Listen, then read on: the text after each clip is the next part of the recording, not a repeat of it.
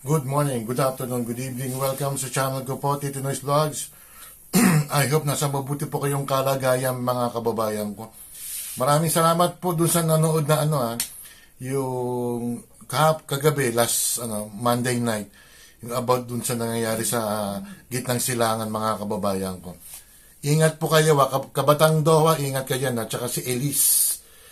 Elise ang pangalan niya, taga Dubai po siya or Qatar.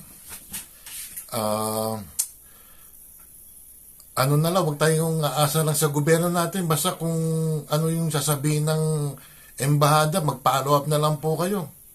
Yung Pangulo natin, medyo wala siya sa Malacanang Nasa may ibang bahay siya po. Malapit sa Malacanang pero, ewan ko ba, sana naman Pangulo Marcos. Ito mga babayan ko, yung topic natin. Si Senador Lacson, mukhang nagdadalawang isip kung iimbestigahan niya yung nangyaring February 24 na press conference. Yung mga 18 testigo, 16 doon, mga Marines, yung dalawa, yung isa, Philippine Army, yung isa, reservist mga kababayan ko, at may mga darating pa. Talagang nakakalungkot po, ginagawa tayong eng-eng ni Senador Lacson mga kababayan ko. Hindi kami na pinanganak mo si Senador Lacson, pero bakit hindi pa mapaltang kasi yung chairmanship niyan Ano bang ginagawa ng mga senador dyan, mga kababayan ko? Ito yung sabi ni Iricia. Malungkot din ako sa Senado, lalong-lalo na sa idolo ko, na si Senator Lacson. Sinimulan niya yung investigasyon, Okay. pero hindi niya tinapos. Wala. Ang balita ko pa, mukhang may deal na siya. Ang sakit. Ayaw niya ipatawag yung mga bersamin. Oo nga yung sa text message na lang Pwede naman isamon yung communication department natin. Yung DICT ba yon mga kababayan ko? Para i-retrieve yung mga usapan nila ni Marcos, di umano, tsaka yung si Adrian Bersamin mga kababayan ko kasi according to sa text message po, nag-deliver po, di umano, yung Adrian Bersamin nagdala ng pera, allegedly kay Pangulong Marcos. Bakit hindi imbestigahan ni Lacson yung mga kababayan ko? Senador Lacson, inuulit ko, senador ka ng bayan. Hindi ka senador ni Pangulong Marcos. Ha? O ito mamaya, papakita natin, may balita. May breaking news. Today is Tuesday, Monday evening mga kababayan ko. This is for Tuesday mga kababayan ko. Si Remulla may inamin mga kababayan ko. Talagang binaboy ang natin. Ang hustisya natin mga kababayan ko. Tapusin natin si Erisi mga kababayan ko, si Congressman. Ayaw niya ipatawag yung mga sundalo, yung mga Marines, na siyang makapagbibigay ng katuldukan dito sa pinakamalaking korupsyon sa ating bansa. Nakausap ko mismo yung pinsan ni Adrian Bersamin, si Mayor Nene, na dating Chief of Staff ni Lucas Bersamin. At sinabi nila, involved si Presidente. Sa katunayan, si Adrian Bersamin daw, may hawak pa 1.2 billion na nasa kanya.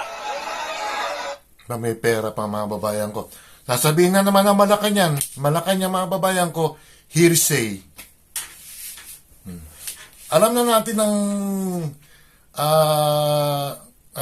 mga sasabihin ng Malacanang, lalo si Ate Claire, na lalo bumababa ang trust rating ni Marcos. Ituloy mo lang, Ate Claire, yan. Tapos, isisihin ko lang sa Ate Claire, Attorney Claire Castro, hindi maganda yung sinabi mo na meaning ng meaning ng ano bang word yung sinabi niya mga babayan ko? May sinabi siya na yung sandali lang neutralize mga kababayan ko.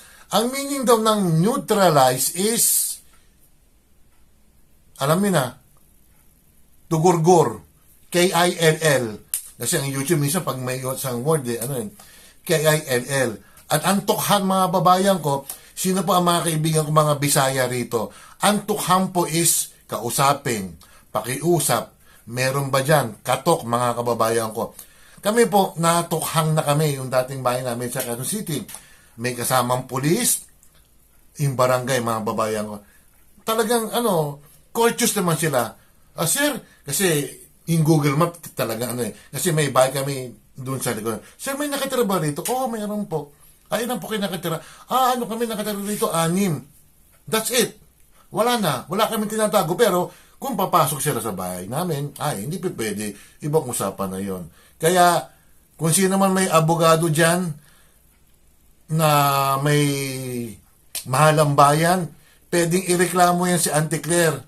Paano yung mga law student na sasabihin meaning ng neutralize is to K-I-L-L. And then the tukhang means, ganun din, K-I-L-L. Anong klaseng abogado ka, Atty. Claire? Pero, for me, stay put ka lang sa Malacanang. Sa Marso, magkakaroon na naman ng survey niyan. Baka mag-negative 1 na lang siya. Si Marcos, mga babae ko. Tapusin natin si Congressman Erice.